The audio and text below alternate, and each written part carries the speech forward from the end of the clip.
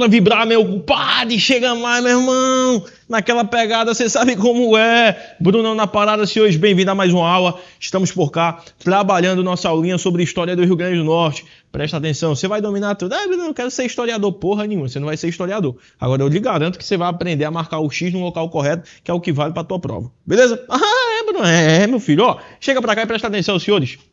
Essa é a nossa primeira aula, aulazinha introdutória. Nós vamos estar falando sobre alguns pontos importantes. Talvez aquele aluno que seja meio rústico, né? Ele vai dizer, essa aula é muito pai. Não. Por quê? Porque nessa aula a gente vai falar um pouquinho sobre a história do Brasil como um todo. E tu não vai conseguir entender a história do RN se tu não entender pelo menos o básico da história do Brasil. Repara, eu não vou estar explicando para vocês aqui, tá? Cuidado, não vou estar explicando para vocês aqui essa questão. Bruno, vai explicar sobre só o Brasil? Não, a gente vai falar sobre o RN, sobre especificidades, mas alguns pontos importantes da história do Brasil, Bisonho, tu tem que entender. Por exemplo, o que desgraça é o Tratado de Tordesilhas? O que é o período pré-colonial? Para tu poder entender o que é o Marco de Touros, que vai cair na tua prova, o Marco de Touros, que é um dos principais pontos simbólicos do início da história do RN, você tem que entender o resto. Então, assim, antes de entrar, né, diretamente da história do RN, a gente precisa entender um cenário maior. Bruno? A gente precisa entender um cenário maior. Começando o seguinte, irmão, Portugal e Espanha naquela época, e quando eu falo aquela época, 1500, tá? Quando, né, a ideia do Brasil ter iniciado ali essa trajetória, a Portugal e Espanha naquela época estavam disputando o quê? Um cenário maior do que o RN. Portugal e Espanha estavam disputando terras. Portugal e Espanha estavam disputando riquezas. Estava disputando rotas comerciais no período chamado Grandes Navegações. Então, nesse período aqui, que foi o período que nós convencionamos chamar Grandes Navegações, estava tendo um conflito, estava tendo muita loucura entre Portugal e Espanha. As Grandes Navegações era todo mundo atrás de terras, certo? E aí começava o babado, filho. Isso aqui é meu, aqui é teu. Aqui é meu, aqui é teu. Não, calma aí, a gente tem que definir isso aqui. Não é à toa que vem um camarada, vê só. Portugal achava uma coisa, Espanha achava outra e ficava naquele embate. É meu, é teu. E aí vem a primeira informação importante para a tua prova. Você entender o que é o chamado Tratado de Tordesilhas, galera. O Tratado de Tordesilhas foi assinado em 1494 entre Portugal e Espanha. Muito cuidado. Então, em 1494, entre Portugal e Espanha, assinou-se o chamado Tratado de Tordesilhas. A ideia era dividir entre as duas potências as terras descobertas e as terras que ainda seriam descobertas. O que já tinha sido descoberto seria dividido. E aquilo que iria ser encontrado fora da Europa também seria dividido. É isso que prega o chamado Tratado de Tordesilhas. Então, vamos lá. Esse ponto é muito importante. Veja, nesse contexto aqui das grandes navegações, a gente teve um primeiro marco importante para você entender a história do RN, que chama-se o Tratado de Tordesilhas, que seria justamente eu fazer uma linha imaginária que chamou-se de Tordesilhas, né? Essa linha, ela seria o quê? Para dividir, de um lado vai ser da Espanha e do outro lado vai ser de Portugal. Então esse Tratado de Tordesilhas de 1494, ele dividiu aí as terras já descobertas e as terras que ainda seriam descobertas entre essas duas grandes potências.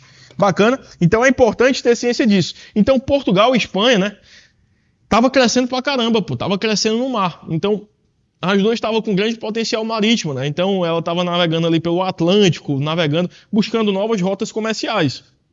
Então, para evitar uma guerra entre Portugal e Espanha, dizer, isso é meu, é teu, e começar um conflito direto, traçaram uma linha imaginária no mapa e dividiram nos dois lados. E um lado ficou para a Espanha e o outro lado, né, ficou para Portugal. Aí, assim, não tem necessidade de você saber isso, mas por curiosidade, quando a gente pega a história propriamente dita, as terras a leste, né, a leste da linha ficariam com a Espanha e as terras a oeste ficariam com... Não, as terras a oeste ficariam com a Espanha e as terras a leste com Portugal. Aí, assim, logicamente não tem necessidade do cara saber isso, mas as terras a leste ficariam com Portugal e as terras a oeste da linha imaginária que foi traçada, oeste ficaria com a Espanha. Leste, oeste, oeste, Espanha, leste ficaria com Portugal, só a título de curiosidade, beleza? O território, agora o principal é a gente entender. Agora quando a gente pega a aula para o Rio Grande do Norte, o principal é você entender o território que futuramente seria o Brasil. Ainda não tinha sido descoberto, né, filho? 1494, tá vendo? Ainda não estamos nem falando do Brasil ainda. Mas o território que futuramente seria o Brasil estava dentro da área de quem? Da Espanha ou de Portugal? Dentro da área de Portugal. Inclusive, o próprio Rio Grande do Norte, né? Porque, Bisonho, o Rio Grande do Norte está no Brasil. Então, o Brasil, ele ficava o quê? O Brasil ficava a leste dessa linha. Então, o Brasil, ele fazia parte aqui, galera, justamente o quê, Bruno? Ficaria aqui com Portugal. E aqui, quando eu falo Brasil, logicamente, você tem que saber que o RN se inclui nisso, nessa perspectiva. Massa, tranquilo até aqui, né? Então, veja só, vamos lá. A sequência para você não ficar perdido. Se eu for pegar a história do Brasil, porque eu não vou estar dando aula para ti história do Brasil. Eu só vou trazer aqui um norte geral para tu. 1494, Tratado de Tordesilhas, onde Portugal e Espanha dividiam as terras descobertas e por descobrir entre as duas grandes potências.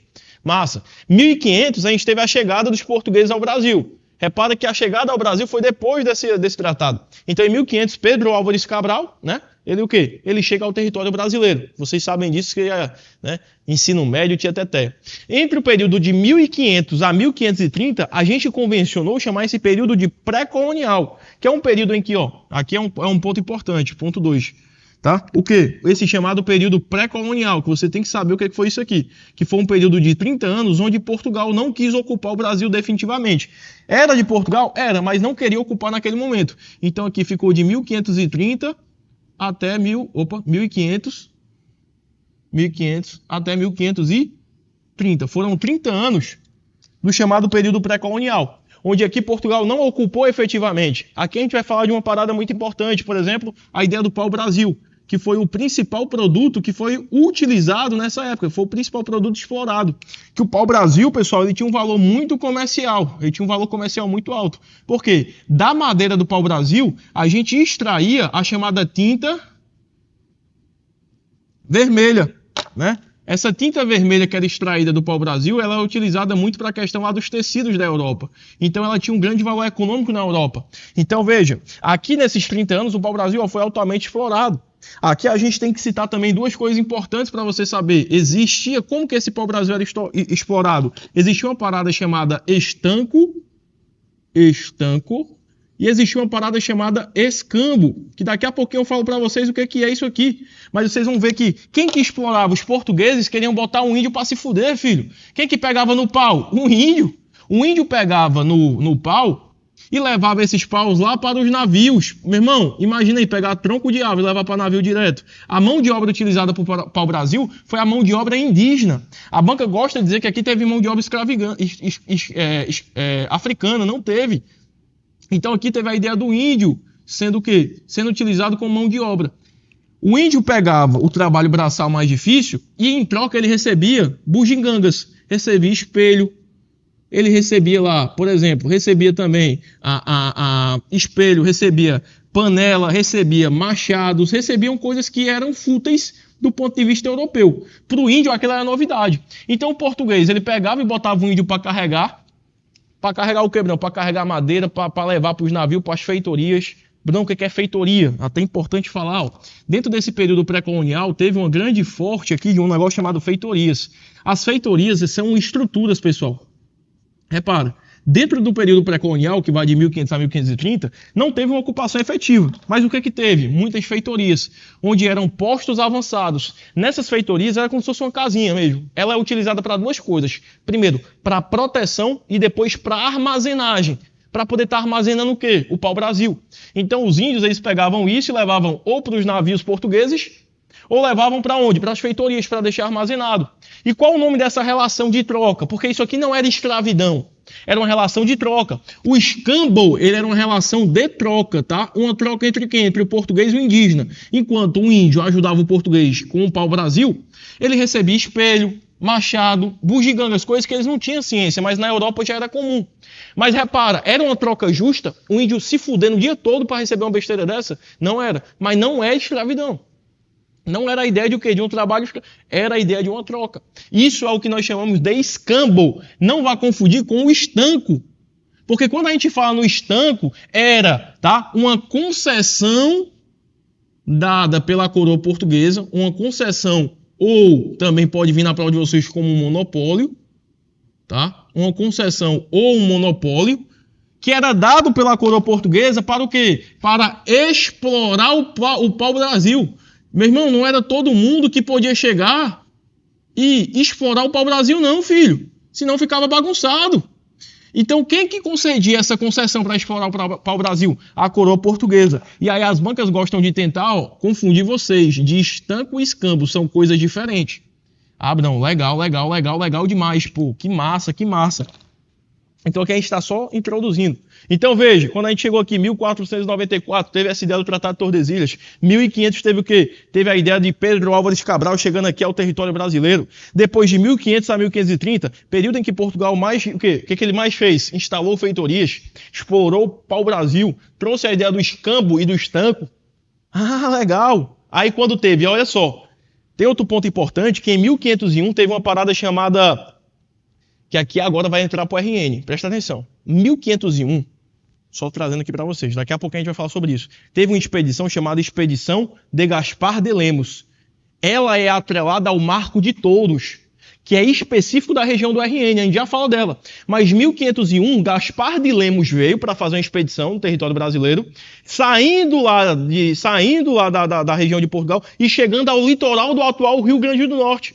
Ele chegou ao litoral do Rio Grande do Norte, onde ele fincou um padrão chamado Marco de Touros, que era uma pedra. Sabe como se fosse aquela ideia de um terreno que tem uma placa? Aqui, vende-se. Mesma coisa. Era uma placa dizendo, ei, esse território aqui é de Portugal. O litoral do RN, qual é o nome disso? Marco de Touros. Isso pode cair na tua prova, é muito importante, sempre cai. Mas essa posse não foi uma posse definitiva. Portugal não começou a ocupar o território. Portugal ainda ficou, não ficou muito bom não, só botou lá e foi uma posse mais simbólica, jurídica. Não ocupou efetivamente o território rio-grandense. Então guarda essa informação, cara. Esse Marco de Touros sempre cai. Aí quando a gente pega de 1530 adiante, aí sim teve o início da colonização efetiva. Mas vamos lá, devagarinho. A gente traçou aqui uma linha do tempo e a gente precisa entender mais coisas sobre isso. O primeiro é o quê? O período pré-colonial vai ser o quê? De 1500 a 1530. Por que esse nome existe, é pré-colonial? Porque nesse momento Portugal ainda não tinha iniciado a colonização efetiva. Por isso que é chamado pré-colonial. Então, Portugal chegou, mas não morou aqui de verdade. Por quê? Ela só fez o reconhecimento do litoral. Ela enviou algumas expedições, ela explorou o pau-brasil, né? Mas ainda não havia aquela colonização efetiva. Mas aí muita gente pergunta pra gente, os livros de história comentam, por que foi que Portugal não ocupou o Brasil imediatamente? Por que foi que Portugal não teve esse interesse muito grande? Cara, tem 3 motivos pra gente estar citando aqui. Primeiro, não encontrou metais preciosos. Pô, meu irmão, as primeiras expedições que vieram para o Brasil não achou ouro, não achou prata, então o território ele parecia ser muito pouco lucrativo. Concorda? Além disso, segundo o critério que a gente tem, a ideia do comércio com as Índias. Pessoal, naquela época Portugal estava tendo um comércio com as Índias muito lucrativos. Portugal ganhava muito dinheiro com o que nós chamamos de especiarias orientais. O que é especiarias? Pimenta, cravo, canela, noz, tudo isso. Então, essas especiarias estavam dando muito dinheiro para Portugal. Por isso a coroa não queria gastar mais recursos com um território que ainda nem tinha, nem sabia se poderia dar um retorno. Então, o comércio com as especiarias, o comércio das especiarias orientais também ajudava muito essa ideia de Portugal. Além disso, o terceiro motivo é que Portugal ela se sentia relativamente protegida com o quê? Ei, eu fiz um acordo com a maior potência, que é a Espanha. Porra, tá dividido aqui, eu e Espanha, eu e ela, a gente aqui que é a dona da porra toda. Massa. Oeste é da Espanha, leste é meu, Brasil tá... Brasil é meu, RN é meu, massa. Filho, Portugal tava acomodado, ó, não tá... Ei, ninguém tá mexendo mesmo, deixa lá quietinho, depois eu vejo esse território. Mas não é bem assim não, filho. Vamos devagarinho, vamos com calma, porque vai começar a ter o quê? Invasões. Mas daqui a pouco a gente fala sobre isso, tá? Beleza? Agora aí, o que eu quero falar com vocês? Vocês têm que tomar muito cuidado, que tem uma parte que agora a gente vai falar mais específica do RN, que eu acabei de falar para vocês. A expedição de Gaspar de Lemos e o Marco de Touros. Então veja, quando a gente puxa para cá, para a história do RN, tá? Existe uma disposição que aconteceu o quê? Essa expedição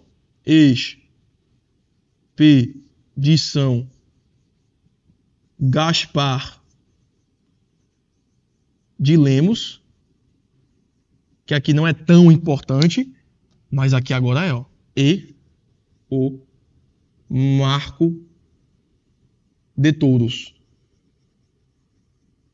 Tem que tomar muito cuidado. Qual o ano que isso aqui aconteceu, Brunão? Me situe topograficamente 1501.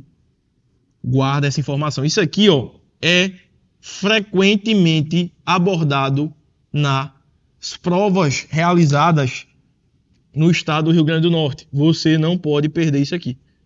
Você não pode deixar de entender. Legal, Brunão. Que massa, massa, massa demais. Show de bola. Comecei a entender. Mas o que é isso? Agora a gente está entrando diretamente na o quê? Na história do Rio Grande do Norte.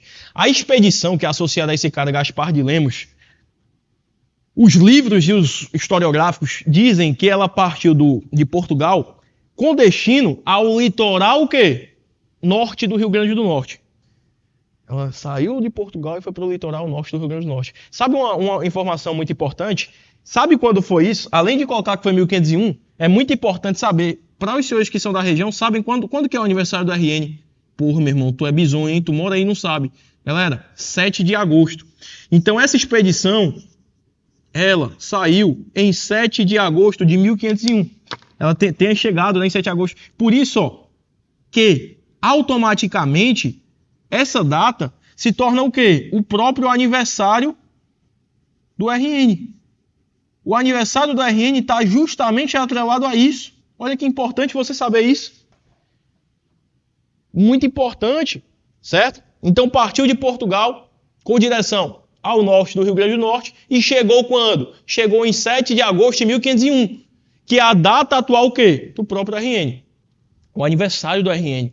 Outra informação importante. A banca gosta de dizer que nesse local, no litoral do RN, foi instalado um padrão.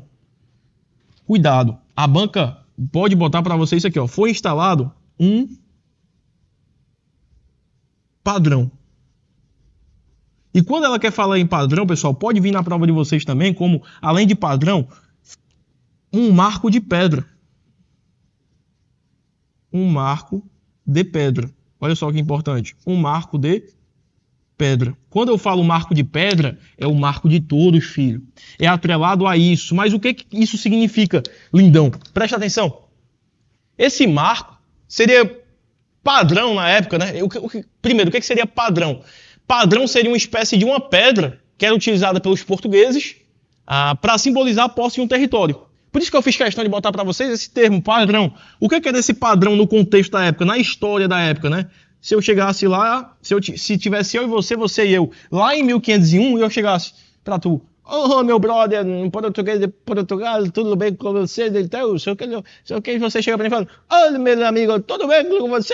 Acabei de instalar um padrão aqui. O que é esse padrão? Nada mais é do que uma posse daquele território, uma pedra. Era uma pedra que era usada pelos portugueses para dizer que para simbolizar a posse daquele território. Então foi instalado um padrão e esse marco ficou conhecido como Marco de Touros. E isso pode estar na tua prova. Isso cai muito. Então pense nele como se fosse uma placa de posse.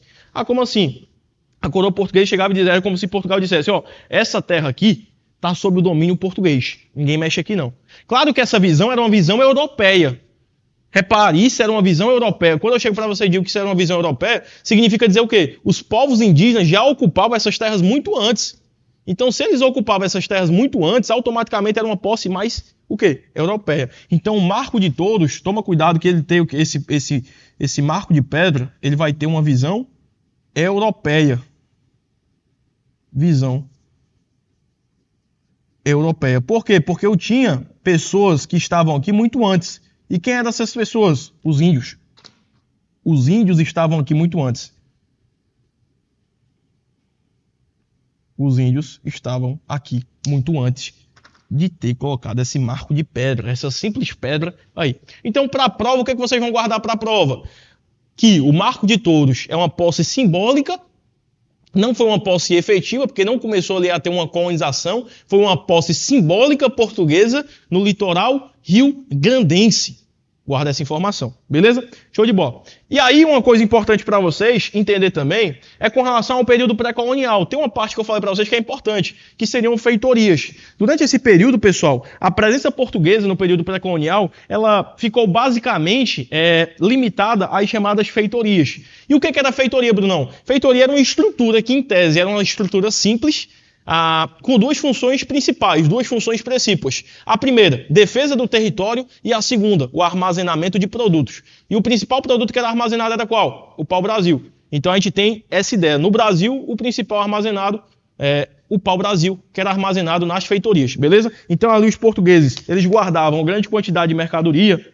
Eles tentavam proteger também o litoral contra estrangeiros, até porque tinha o Tratado de Tordesilhas, mas na época tinha o quê? Na época também tinha essa ideia de ter invasões também. Show de bola? Brasil. Outra coisa importante é você entender essa sistemática de o Brasil e o período chamado pré-colonial. Porque, olha só, deixa eu botar aqui na tela para vocês, para poder esquematizar, para a gente não ficar sem quadro. Se liga só. Vem aí na tela comigo rapidinho. O pau-brasil, ele foi um produto muito valorizado. E eu quero que vocês entendam por que esse pau-brasil ele era um produto tão valorizado assim. Dele era extraído, eu acho que até falei para vocês isso aqui já, uma tinta. Essa tinta avermelhada era usada para poder estar tingindo, fazer o tingimento. O que é tingir? A questão da pintura. Tingir o quê? Tecidos na Europa. Pessoal, naquele período, naquela época, não existiam os chamados corantes sintéticos, que hoje em dia tem. A indústria, hoje em dia, era tudo mais natural. E o pau-brasil, ele tinha essa grande valorização por isso. Porque ele era utilizado para o quê? Para poder fazer esse tingimento. Então, o pau-brasil, ele foi a primeira riqueza explorada pelos portugueses aqui, beleza? E aí, não esqueça, quando a gente fala no pau-brasil, tem que lembrar dessa ideia do estanco. Estanco era a concessão monopólica ao que a coroa portuguesa dava para alguém explorar determinado produto. Então, esse estanco era a concessão monopólio que Portugal dava para explorar determinado produto. Não vá confundir com o escambo, que era aquela troca. O escambo era a troca entre o indígena e o português.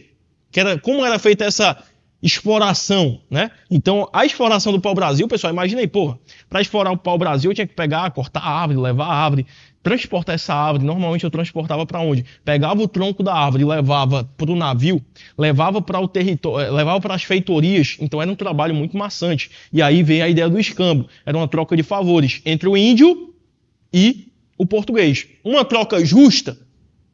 Não. Mas de qualquer forma era uma troca, tá? Então cuidado. Beleza. E aí a gente pega agora uma parte mais importante. Que você, meu aluno, talvez tenha perguntado. Não, em 1530, adiante, o que foi que fez Portugal começar a abrir o olho para o Brasil? Porque você falou, Bruno, que até 1530 foi o período pré-colonial. Eu destaco para vocês aqui 1, 2, 3 motivos. Bruno, não entendi o que você quer dizer aqui. Galera, quando a gente fala aqui, eu quero que você preste atenção no seguinte. O território brasileiro, ele estava o quê? Ele estava ali meio parado. Só que a partir da década de 30, 1530, Portugal percebeu que o quê? Eu preciso ocupar esse Brasil de verdade. E o que foi que fez Portugal olhar para o Brasil com os outros olhos? Primeiro, notícias de ouro e prata na América Espanhola. É o primeiro motivo, olha só. Eu estava tendo, galera, ouro e prata na América Espanhola. Não, como assim? América